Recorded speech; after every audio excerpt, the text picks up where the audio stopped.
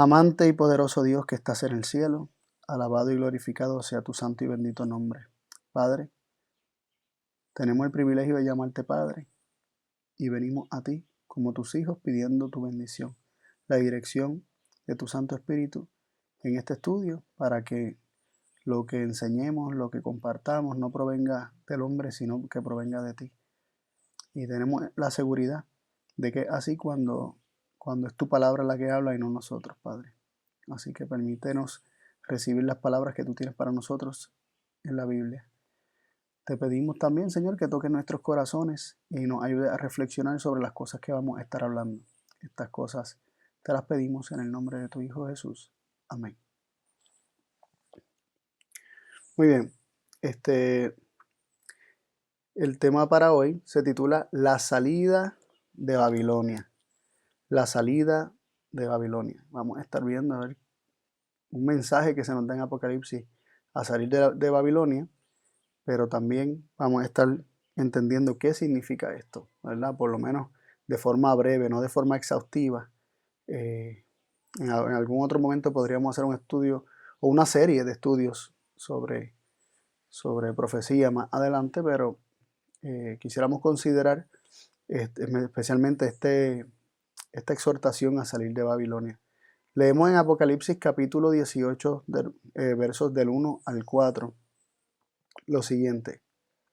Y después de estas cosas vi otro ángel descender del cielo teniendo grande potencia, y la tierra fue alumbrada de su gloria. Y clamó con fortaleza a alta voz, diciendo, caída es Babilonia la grande, y es hecha habitación de demonios, y guarida de todo espíritu inmundo, y albergue de toda ave sucia y aborrecible.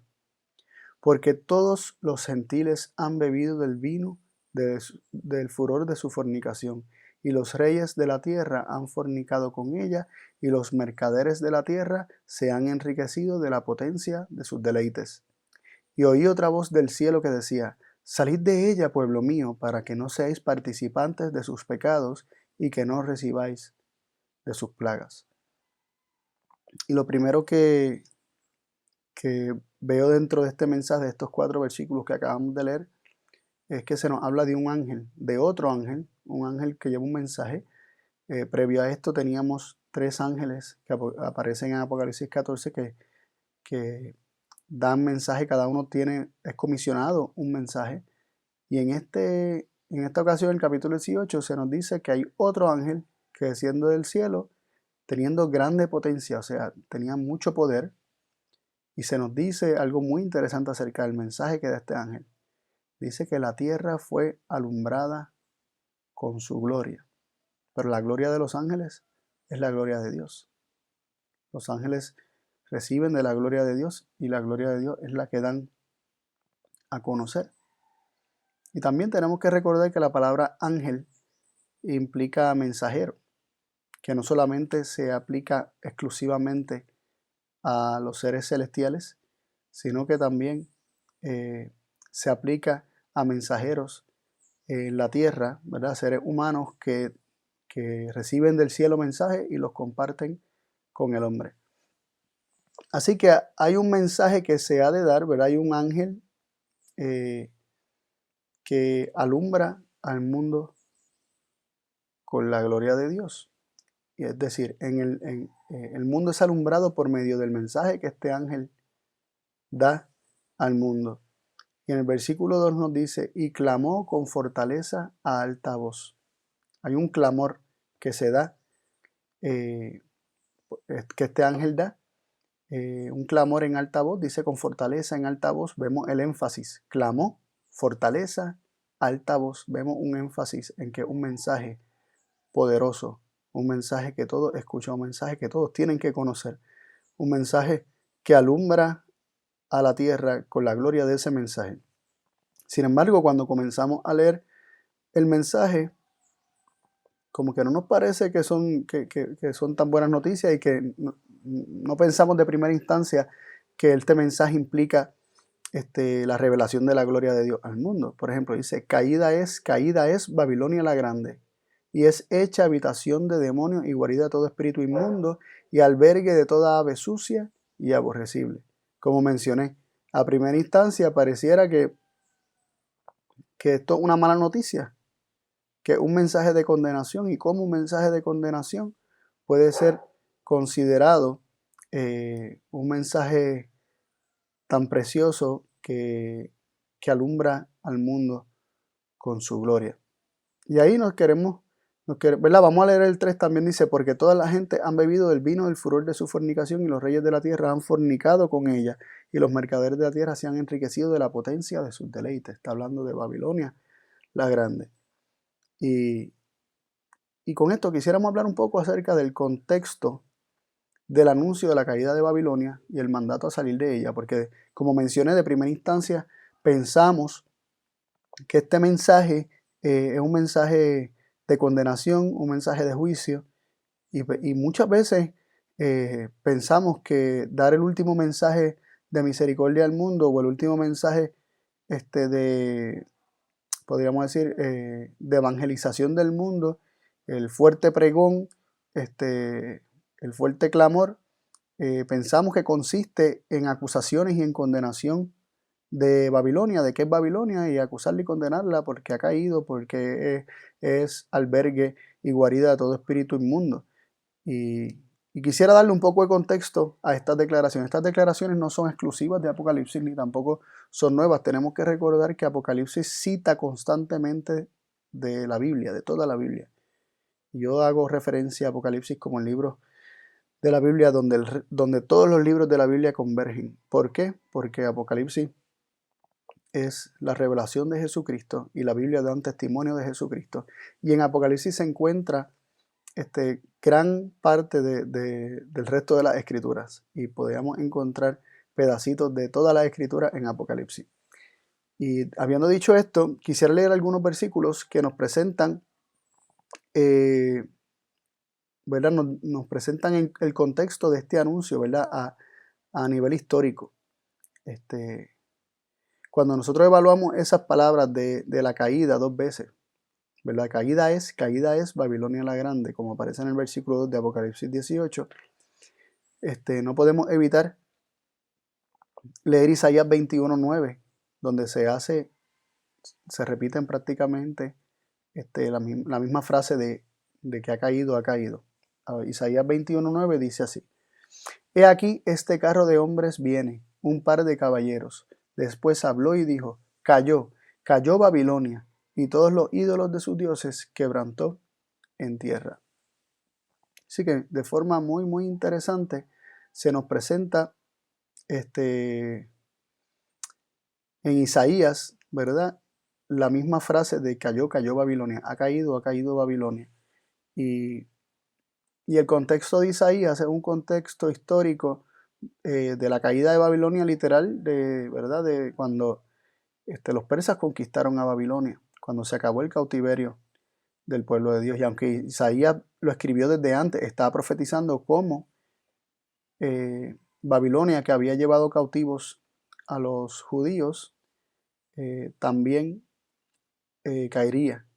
Ella misma que castigó el pecado de los judíos sería castigada por sus excesos, por su crueldad, por sus planes de destrucción para con el pueblo de Dios, y los persas la conquistarían. Y con esta caída de Babilonia se le daba fin a los 70 años de cautiverio judío.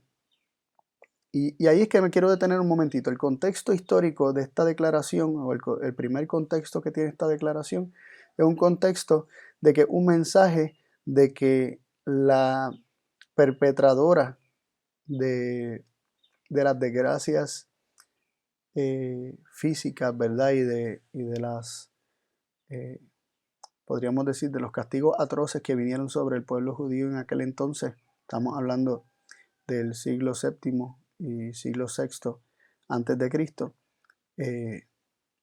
sería castigada y caería, pero dentro de este mensaje que no se le está dando a Babilonia, es un mensaje que se le está dando a los judíos, se le está anunciando a los judíos. Es un libro que fue escrito para los judíos inicialmente, un libro que fue escrito en hebreo, Isaías, y se le está anunciando que su podríamos decir, el instrumento de su castigo caería y ellos experimentarían libertad, ¿verdad?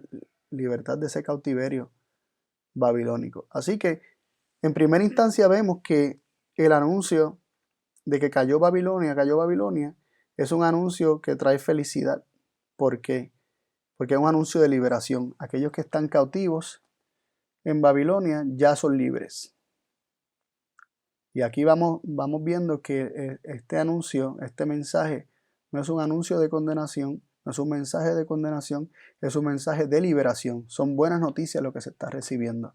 ¿Acaso Pedro no recibió buenas noticias cuando el ángel lo despertó en la cárcel y le dijo, vente, sígueme? Y Pedro iba caminando y al principio no se podía creer que era cierto lo que estaba viviendo, pero de momento estaba fuera de la cárcel y eran buenas noticias darse cuenta que estaba libre, que ya no estaba preso.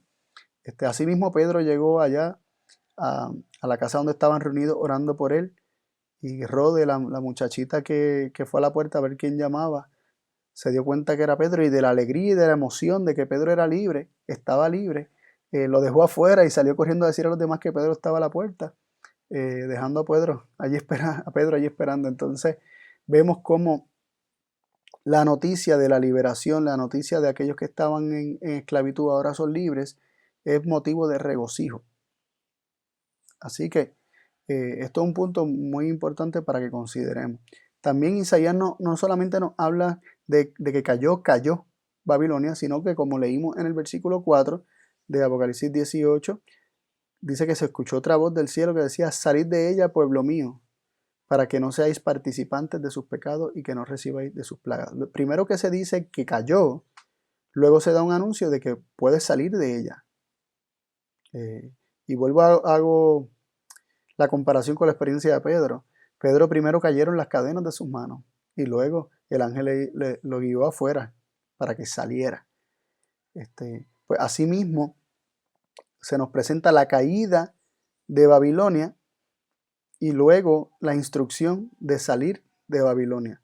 Y esta instrucción de salir de Babilonia puede parecer también como un mensaje pues de salir de algún sitio literal, ¿no? Pero más adelante vamos a ver qué significa salir de Babilonia. Pero lo interesante es que se nos hace el llamado, no solamente, o sea, no solamente se nos da la noticia de que cayó Babilonia, sino que también se nos hace el llamado a salir de Babilonia. Ya no hay razón por la que seguir esclavos, cautivos en Babilonia. Y leemos en Isaías 48:20 lo siguiente: salid de Babilonia, huid de entre los caldeos, y dad nuevas de esto con voz de alegría. Publicadlo, llevadlo hasta lo postrero de la tierra, decid, redimió el Señor a su siervo Jacob. Y vemos que interesante que el mandato a salir de Babilonia es debido a que cayó Babilonia, debido a que Babilonia ya no tiene poder para seguir reteniéndote o para seguir reteniéndonos, y se nos dice salir de Babilonia, huir de Babilonia y que se compartan las nuevas, las noticias de que precisamente se puede salir de Babilonia y que precisamente ha caído Babilonia con alegría, con voz de alegría, nos dice el versículo, y que hay que publicarlo por toda la tierra, hasta lo postrero de la tierra. Y vemos cómo el ángel de Apocalipsis 18 ilumina toda la tierra con su gloria. ¿Y qué es lo que implica también este mensaje de salir de Babilonia? Porque Apocalipsis está remitiéndose a Isaías y tenemos que aplicarle el contexto de Isaías. Dice, redimió el Señor a su siervo Jacob. Así que la noticia de salir de Babilonia es la noticia de un rescate, es la noticia de una liberación, de que el Señor redimió, retomó, rescató a su siervo Jacob, a su pueblo, Israel. El Señor hizo la obra de salvación. El Señor nos libró. Entonces,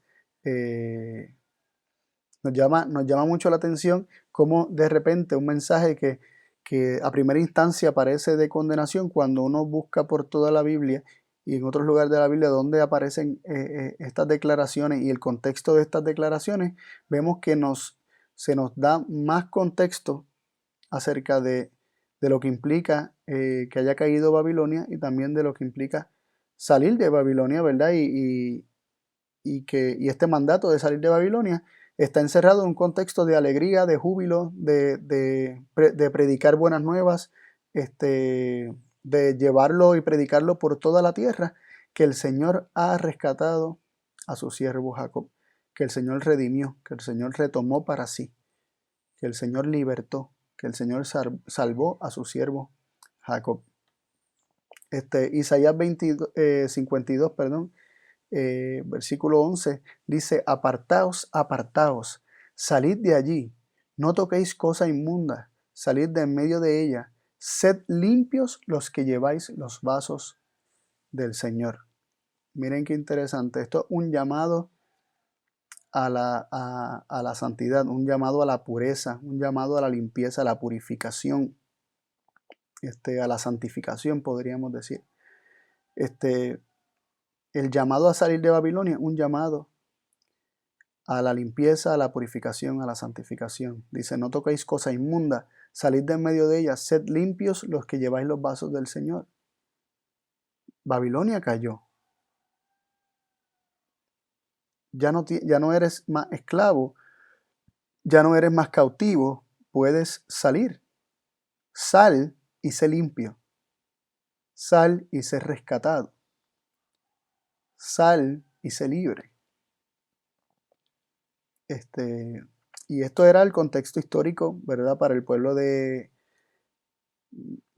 pueblo hebreo y especialmente los judíos, por allá aproximadamente para el año 538, más o menos, antes de Cristo, el 39 antes de Cristo, cuando cayó Babilonia, literalmente, y se dio fin a la cautividad judía, y se publicó el primer edicto para que los judíos pudieran volver a Jerusalén. Pero también tiene otras implicaciones. Y quisiéramos considerar qué es lo que significa Babilonia de forma espiritual, ¿no? Cómo la Biblia habla de Babilonia. Y con esto quisiéramos hacer referencia al mismo versículo 3 de Apocalipsis 18.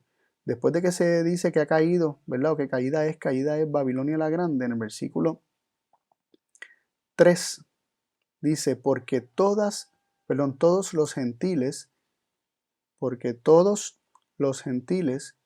han bebido del vino del furor de su fornicación, y los reyes de la tierra han fornicado con ella, y los mercaderes de la tierra se han enriquecido de la potencia de sus deleites. Aquí nos dice todos los gentiles. Algunas versiones pueden decir todas las naciones, todos los pueblos, es decir, todo el mundo, el mundo entero, lo que constituye el mundo, ha bebido del vino del furor de su fornicación. Es decir, el mundo entero está contaminado con Babilonia. Así que Babilonia es quien se encarga de contaminar al mundo ¿verdad? Con pecados, con inmoralidad, con suciedad. Aquí nos dice fornicación, dice que los reyes de la tierra han fornicado con ella. Por aquí se nos está diciendo que Babilonia contamina a los gentiles, le da a beber a los gentiles, a todos los gentiles, no a algunos, sino a todos los gentiles, les da a beber del vino del furor de su fornicación. Y todo el mundo de los reyes, tanto los grandes, ¿verdad?, como todos los gentiles, se han contaminado con ella. Así que lo que queremos ver cuando nos hacemos la pregunta ¿qué constituye Babilonia? Vemos que Babilonia es aquello que contamina a todo el mundo. Y las enseñanzas y doctrinas de Babilonia son las enseñanzas y doctrinas del mundo, de las naciones, de los gentiles. Y en el comportamiento y en las acciones del mundo es que se puede ver lo que constituye Babilonia, ¿verdad? La filosofía de Babilonia, podríamos decir. Miren cómo dice Ezequiel 25:8. Ezequiel 25:8 dice así: así dijo el Señor Dios, por cuanto dijo Moab y Seir, he aquí la casa del Señor es como todos los gentiles, sometida a Babilonia. Así que aquí se nos presenta a Babilonia como aquella que somete a todos los gentiles, o se nos presenta a todos los gentiles como sometidos a Babilonia. Todas las naciones están sometidas a Babilonia. Y lo que me llama más la atención todavía es que aún la casa del Señor puede estar sometida a Babilonia. Aquellos que dicen ser el pueblo de Dios pueden estar sometidos a Babilonia, mientras que a la vez se llaman pueblo de Dios a sí mismos, ¿no? Mientras que a la vez ellos se llaman a sí mismos pueblo de Dios, pueden estar sometidos a Babilonia. Así que la filosofía de Babilonia, las enseñanzas de Babilonia, el vino de la ira, ¿verdad? El vino de la ira o del furor de su fornicación puede ser también bebido por la casa del Señor. Y la casa del Señor no sabe y se sigue llamando casa del Señor. Y con esto lo que queremos decir es que aquí nos parece que Babilonia, más que ser un lugar, más que ser una iglesia, más que ser, qué sé yo, una institución humana, Babilonia es un reino cuya filosofía puede embriagar y contaminar a cualquiera, ya sea dentro de la casa del Señor o como el resto de los gentiles. Y puede someter, y obviamente pues quedan sometidos a aquellos que se contaminan con ella. Y la realidad es que todos, todos nos hemos contaminado con Babilonia. Así que cuando nosotros consideramos que el mundo está sometido a Babilonia, que todo el mundo está sometido a Babilonia, el mundo vive en pecado, porque si lo que se hace, o sea, cuando se consume o se recibe o se somete el mundo a Babilonia, lo que se hace es recibir el vino de su fornicación, de su inmoralidad, de sus pecados, ¿no? El mundo, al estar sometido a Babilonia, está viviendo en pecado. Así como cuando el pueblo de Israel estaba en Egipto, y su liberación representa la liberación del pecado, porque mientras ellos vivían en Egipto, vivían en pecado. Y la liberación del pueblo de Israel de la tierra de Egipto, de los egipcios, representaba también la liberación para servir a Dios en libertad, y ser libres del pecado en el que ellos estuvieron viviendo mientras estuvieron en Egipto. Así también el estar sometido a Babilonia representa estar sometido al pecado, y el hecho de que el mundo entero esté sometido a Babilonia nos indica que el mundo entero vive en pecado, porque al estar sometido a Babilonia vive recibiendo del furor, del vino del furor de su fornicación. Así que estar en el mundo es estar sometido a Babilonia, y estar en Babilonia es vivir conforme al mundo. Es como que viceversa, ¿no? Cuando estamos en el mundo, cuando nuestra mente opera bajo los principios del mundo, vivimos sometidos a Babilonia, porque los principios del mundo están contaminados con el vino de Babilonia. Y estar en Babilonia significa o implica vivir conforme al mundo, o sea, se manifiesta de esa forma. ¿Y cómo vive el mundo? ¿Cómo vive Babilonia? ¿Cuál es la forma natural del mundo vivir que representa Babilonia? Podemos leerlo en Efesios capítulo 2, versículos del 1 al 3. Efesios 2, versículos del 1 al 3, dice así. Él os hizo vivir a vosotros, estando muertos en vuestros delitos y pecados, en que en otro tiempo anduvisteis conforme a la condición de este mundo, conforme a la voluntad del príncipe de la potestad de este aire, el espíritu que ahora obra en los hijos de incredulidad, entre los cuales todos nosotros también vivimos en otro tiempo en los deseos de nuestra carne, haciendo la voluntad de la carne y de la mente, y éramos por naturaleza hijos de ira, también como los demás. Aquí Pablo, en su carta a los Efesios, nos deja saber que todos, o sea, en primera instancia le dice a los Efesios, pero también él dice que él, y se incluye él mismo, hemos estado muertos en delitos y pecados conforme a la condición de este mundo. Así que este mundo está muerto en delitos y pecados. La condición del mundo es una condición de estar muerto en delitos y pecados. Y nos dice que eso es conforme a la voluntad del príncipe de la potestad de este aire, es decir, de Satanás. el espíritu que ahora obra en los hijos de incredulidad. Así que vemos que la voluntad de Satanás es que vivamos conforme al mundo, que estemos muertos en delitos y pecados. Y se nos describe, ¿verdad?, en el versículo 2 ahí de Efesios 2, que la condición del mundo es estar muerto en delitos y pecados. Y Pablo en el versículo 3 se incluye, entre los cuales todos nosotros, y dice todos nosotros, todo ser humano también ha vivido en el mundo o conforme a la condición de este mundo, estando muerto en delitos y pecados. Y dice, todos nosotros también vivimos en otro tiempo en los deseos de nuestra carne.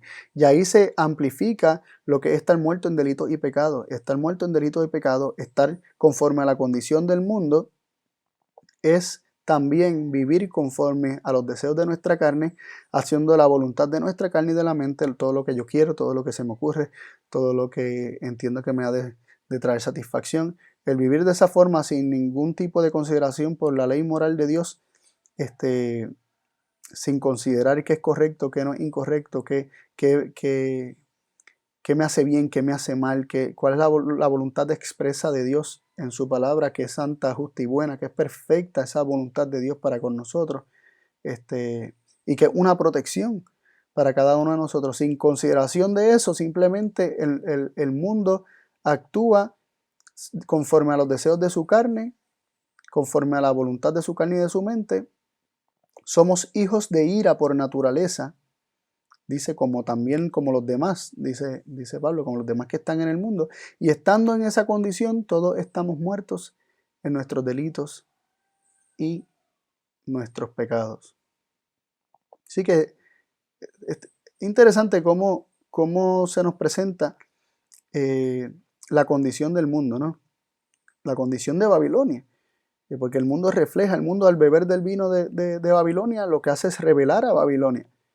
Y es un mundo que está muerto en delitos y pecados, que actúa siempre conforme a la voluntad de Satanás, cuando lo que hacen es buscar los deseos de su carne y los de su mente. Cuando somos hijos de ira por naturaleza, estamos haciendo la voluntad de Satanás y estamos muertos en nuestros delitos y pecados y estamos viviendo conforme a la condición de este mundo. También Primera de Juan 2, versículo 16 nos dice así: porque todo lo que hay en el mundo, que es la concupiscencia de la carne y la concupiscencia de los ojos y la soberbia de la vida, no es del Padre, mas es del mundo. Aquí se nos describe un poquito más lo que es el mundo y por lo tanto lo que es Babilonia. Todo lo que hay en el mundo, y aquí se describe la concupiscencia de la carne, lo acabamos de leer arriba, ¿no? Todo lo que se le antoja a la carne, todos los deseos de la carne, la concupiscencia de los ojos, todo lo que se le antoja a los ojos, la soberbia de la vida, endurecer el corazón y no querer escuchar a Dios y creerse autosuficiente, ¿no? Esto no es del Padre, mas es del mundo. Aquí se nos describe el mundo como la concupiscencia de la carne, de los ojos y la soberbia de la vida. Así que estar en Babilonia es vivir conforme al mundo, porque el mundo vive conforme a Babilonia. Y estar en Babilonia implica que Babilonia está en ti, por medio de los principios de Babilonia. El estar en Babilonia implica que Babilonia esté en ti, que esté en mí. Babilonia puede estar en el corazón de cualquier persona. Babilonia, o sea, podemos brincar de iglesia en iglesia huyendo de Babilonia y Babilonia puede seguir dentro de cada uno de nosotros. Babilonia, o el estar en Babilonia, no representa solamente un reconocimiento doctrinal.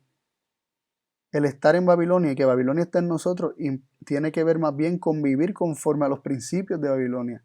Vivir conforme a la concupiscencia de la carne, vivir conforme a la concupiscencia de los ojos, ser soberbios, dejarnos llevar por los deseos de nuestra carne, hacer nuestra voluntad, ser hijos de ira, vivir conforme ¿verdad? Estar muerto en delitos y pecados. Así que mientras el pecado reine en nuestras vidas y esta concupiscencia de la carne y los deseos de la carne sea lo que rija nuestra vida, seguimos siendo esclavos de Babilonia. Y no importa dónde estemos, no importa la iglesia a que asistamos, estamos en Babilonia y Babilonia está en nosotros, mientras los principios de Babilonia sea lo que rija nuestra vida. Entonces, cuando entendemos esto, el salir de Babilonia se nos parece más claro que un llamado a salir de las cosas que hay en el mundo. Salir de, ¿verdad?, de esa concupiscencia de la carne, la concupiscencia de los ojos. También salir de vivir buscando satisfacer nuestra carne y cumplir los deseos de la carne. También salir de Babilonia, como mencionamos al principio, ¿verdad?, o hace un ratito, según los versículos que leímos en Isaías, implica ser limpio, ser purificado, ser redimido, ser rescatado de Babilonia y de toda su filosofía de pecado, ¿verdad?, de vivir en el pecado. Y hay otros versículos que confirman dónde es que se encuentra Babilonia y dónde puede estar el mundo. Y con estos versículos, ¿verdad?, vamos a leer algunos versículos que nos hablan de esto. Gálatas capítulo 1, versículos 3 y 4 nos dice así. Gálatas 1, versículos 3 y 4. Gracias sea a vosotros y paz de Dios el Padre y del Señor nuestro Jesús, el Cristo, el cual se dio a sí mismo por nuestros pecados para librarnos de este presente siglo malo, conforme a la voluntad de Dios y Padre nuestro. Y aquí vemos varias cositas ¿verdad?, que saltan a la vista cuando lo leemos así por primera vez. Lo primero es que nos presentan que de Dios y de Cristo solamente viene gracia y paz. Nos presenta gracia y paz de parte de Dios el Padre y del Señor nuestro Jesucristo. De Dios eso es lo que proviene, ¿no? Y dado que eso es lo que proviene de Dios, se nos dice que Jesucristo se dio a sí mismo. ¿Por qué? Se dio a sí mismo por nuestros pecados, con el propósito de librarnos de este presente siglo malo. Y ahí quiero que nos detengamos. Se nos dice que Cristo se dio a sí mismo por nuestros pecados, o a causa de nuestros pecados, para librarnos de este presente siglo malo, de este presente mundo. El siglo, el mundo, muchas veces la palabra siglo es intercambiable en la Biblia con mundo. Este presente siglo malo, esta condición actual del mundo. Cristo se dio por cada uno de nosotros para salvarnos del mundo, para salvarnos del presente siglo malo, de la maldad que hay en el presente siglo. Pero ¿dónde está esa maldad? Está conectada inseparablemente de nuestros pecados, porque dice, se dio a sí mismo por nuestros pecados para librarnos de este presente siglo malo. Este presente siglo malo está constituido por los pecados del hombre, o sea, o es formado por los pecados del hombre. Entonces, ¿dónde está el mundo? ¿Dónde está el mundo del cual debemos ser rescatados? ¿Dónde está el mundo del cual tenemos que salir? ¿Dónde está el mundo del cual Dios nos quiere redimir y rescatar? ¿Dónde está Babilonia, que constituye o se manifiesta en el mundo, en los principios del mundo? ¿Dónde está eso en el hombre? Está dentro del hombre. Porque si Cristo murió o se dio a sí mismo por nuestros pecados para librarnos del presente siglo malo, vemos que el presente siglo malo está constituido por los pecados del hombre, y el pecado del hombre está en el hombre. La maldad del hombre está en el hombre. Así que de lo que Cristo nos vino a salvar es de algo que está en nosotros, de lo que tenemos que ser limpiados. Para fortalecer este principio o este punto que estamos haciendo, leemos en Santiago capítulo 1, versículo 14. Dice, pero cada uno es tentado cuando de su propia concupiscencia es atraído y cebado. Así que cuando el hombre es tentado y eventualmente llega a pecar, fue tentado por algo necesariamente externo, no, aquí dice cuando de su propia concupiscencia es atraído y cebado. Vemos que el pecado, aquello que caracteriza al mundo y caracteriza a Babilonia, se encuentra en el hombre, se encuentra en el mismo ser humano. Cada uno de nosotros, cada uno, eso no excluye a nadie. Cada uno es tentado cuando de su propia concupiscencia es atraído. La concupiscencia, el deseo, los deseos de la carne, el pecado mismo que está en uno es lo que tienta al hombre, ¿verdad? La maldad que está en uno es lo que tienta al hombre para que el hombre caiga, ¿verdad? Y el hombre eventualmente cae, pero es de la concupiscencia proviene del mismo hombre. También Santiago 4, versículo 1 dice así: ¿de dónde vienen las guerras y los pleitos entre vosotros? De aquí, es decir, de vuestras concupiscencias, las cuales batallan en vuestros miembros. Miren, me llama mucho la atención aquí Santiago, dice que la guerra y los pleitos, ¿de dónde vienen? De aquí,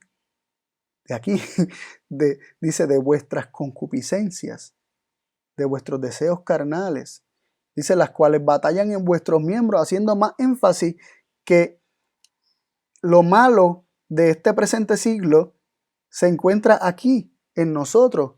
La maldad reside en nosotros, y de esa maldad que constituye el mundo, que constituye ese presente siglo malo, es de la que Cristo nos quiere librar. Interesante, ¿no? Cuando consideramos esto, de repente el salir de Babilonia no es necesariamente salir corriendo de una iglesia a otra, no es salir corriendo de un lugar a otro, no es andar por ahí gritando que todo el que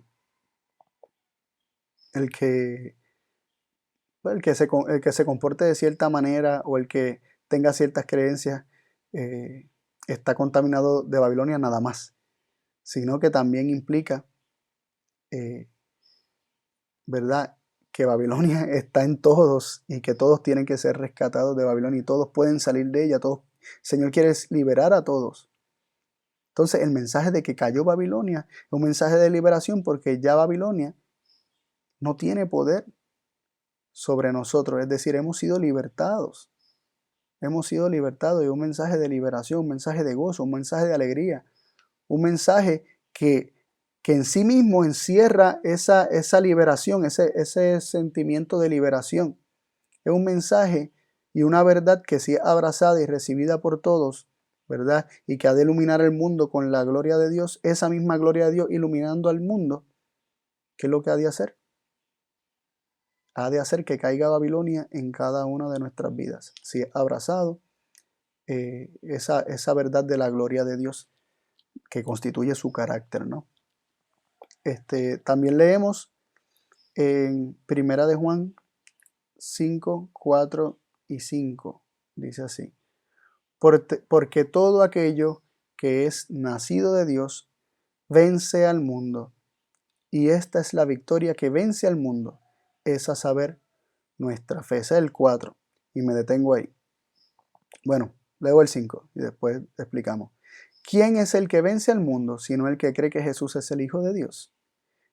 Dos declaraciones preciosas, ¿no? Aquí se nos dice que todo lo que nace de Dios, todo aquel que es nacido de Dios, vence al mundo. Y esta es la victoria que vence al mundo, es a saber, nuestra fe. Se vence al mundo por la fe. Porque por la fe el hombre rechaza sus propias opiniones, el hombre rechaza sus propios deseos, el hombre rechaza su propia carne para creerle solamente a Dios. Por la fe se recibe únicamente y se vive de las palabras de Dios. Por la fe de Jesús nos aferramos únicamente a la palabra de Dios. Pero el versículo 5 nos amplifica acerca de esta fe que implica esta fe. ¿Quién es el que vence al mundo sino el que cree que Jesús es el Hijo de Dios? La fe de Jesús es la fe que cree que Él es el Hijo de Dios. Allá en el desierto, Satanás trató de tentarlo, ¿verdad? Lo tentó diciéndole: si eres el Hijo de Dios, di que estas piedras se conviertan en pan. Si eres el Hijo de Dios, si eres el Hijo de Dios. Estaba detrás de sus tentaciones. Aún en la cruz, la gente obrando para Satanás o trabajando para Satanás le decían a Cristo, si eres el Hijo de Dios, desciende de la cruz, todo el tiempo cuestionando su identidad de un Hijo de Dios. Y Jesús creyó las palabras de su Padre que él mismo audiblemente escuchó. Este es mi Hijo amado en el cual tengo contentamiento. Esas fueron las palabras de su Padre. Y Cristo creyó esas palabras por encima del hambre, por encima de lo que pareciera conveniente. Más allá de tratar de probar que él era un hijo de Dios, él se aferró a la palabra de su Padre. No intentó demostrar que él era hijo de Dios. Él se aferró a la palabra de su Padre y no tenía que demostrar aquello que él creía que era así porque el Padre lo dijo. Así que la fe que vence al mundo o lo que vence al mundo es la fe que cree que Jesús es el Hijo de Dios. Cuando nosotros creemos que Jesucristo es el Hijo de Dios, a la vez estamos creyendo que Dios es un Padre, que Dios tiene un Hijo. Estamos creyendo que Dios es Padre por encima de cualquier cosa. Estamos creyendo que el reino de Dios es un reino de familia, es un reino donde hay un Padre que tiene un Hijo, el medio por el cual Él creó todas las cosas, y nosotros también somos hijos suyos por extensión. Porque Cristo nos ha demostrado que el amor con el que el Padre lo ama a Él también es el mismo amor con el que el Padre nos ama a nosotros, y que también somos los hijos amados de Dios. Y cuando los principios de este reino familiar comienzan a ser creídos en el corazón y abrazados en el corazón, no hay lugar para Babilonia. O está Babilonia en nuestro corazón o está el reino de Dios en nuestro corazón. No se puede servir a dos señores. O por la fe creemos la palabra de Dios y aceptamos su reino que venga a morar en nosotros y los principios de su reino, o lo que está morando en nosotros es el reino de Babilonia. Solamente están estos dos reinos. ¿Qué tenemos morando en nuestro corazón? Si tenemos a Cristo morando en nuestro corazón, los principios del reino de Dios van a morar en nuestro corazón y Babilonia va a estar totalmente fuera de nosotros, va a ser echado fuera de nosotros. Primera de Juan 4:4 dice, hijitos, vosotros sois de Dios y los habéis vencido, porque el que en vosotros está es mayor que el que está en el mundo. Se vence al mundo cuando se tiene a nuestro hermano mayor morando en nuestro corazón, cuando se tiene a Cristo formado en el interior, cuando se tiene a Cristo y el reino de Dios, que Cristo lo aglomera, lo encierra, lo abarca, lo encarna, ¿no? Cuando se tiene a Cristo morando en el corazón, se tiene el reino de Dios en el corazón y se vence al mundo. El mensaje de que cayó Babilonia y el mensaje a salir de Babilonia es un mensaje que es impulsado por la revelación de la gloria de Dios, que recibida y aceptada permite que Cristo sea formado en el interior, porque Cristo es el resplandor de la gloria de Dios. Y cuando el resplandor de la gloria de Dios llega a nuestra vida y es recibida, entonces Cristo y el reino de Dios es formado en el interior y Babilonia es echado fuera. Y ya salió Babilonia de nosotros y nosotros salimos de Babilonia. Espero que esta sea la experiencia de cada uno de nosotros. Pidámosle a Dios en oración constantemente que nos ayude a contemplar siempre los principios de su reino, que tapemos nuestros ojos, nuestros oídos de estar contemplando Babilonia y que contemplemos a su Hijo amado para que éste sea formado en el interior de nuestras vidas. Te invito a orar. Padre, gracias por tu palabra y gracias por el mensaje que en ella encontramos para nosotros, tus apelaciones, tus llamados para tus hijos, para que contemplemos a Cristo. Son preciosos, Señor. También pedimos que en el proceso de aceptar tu palabra seamos transformados y seamos parte de ese ángel, de ese mensajero que sale a proclamar al mundo tu gloria e ilumina el mundo con tu gloria. Esto no lo podemos hacer por nosotros, pero tú lo puedes hacer en nosotros por medio de tu Hijo Jesús. Pedimos, Señor, que continúes con nosotros hoy y siempre. Lo agradecemos todo y te lo pedimos todo en el nombre de tu Hijo amado Jesús. Amén.